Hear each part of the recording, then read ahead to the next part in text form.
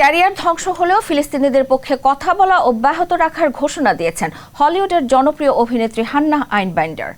তিনি বলেন, নিপীড়িত ফিলিস্তিনিদের পাশে না দাঁড়িয়ে নীরব থাকার মূল্য নিজের ক্যারিয়ার বিসর্জন দেওয়ার চেয়ে অনেক বেশি। চলতি বছর কান উৎসবে হান্নার নতুন queer slasher drama teenage sex and death at camp Miasma প্রদর্শিত হয়েছে। সেখানে এক আলোচনায় অংশ নিয়ে তিনি এসব কথা বলেন। ফিলিস্তিনিদের অধিকার আদায়ের লড়াই ও সাহসিকতাকে নিজের অনুপ্রেরণা উল্লেখ করে জনপ্রিয় এই অভিনেত্রী আরও বলেন, এই মুহূর্তে সেই সব ইহুদিরা প্রশংসিত যারা এই সংকটময় মুহূর্তে ফিলিস্তিনিদের পক্ষে সরব হয়েছেন। এর আগে সুজান সারান্ডন ও মেলিসা বেরারের মতো অনেক তারকা ফিলিস্তিনের পক্ষে কথা বলে হলিউডে কাজ হারানোর সম্মুখীন হয়েছেন। স্ট্রবেরি সুপার ডটেড ও ক্লাসিক ভ্যারিয়েন্ট সেন্সেশন জাগুক শিহরণ।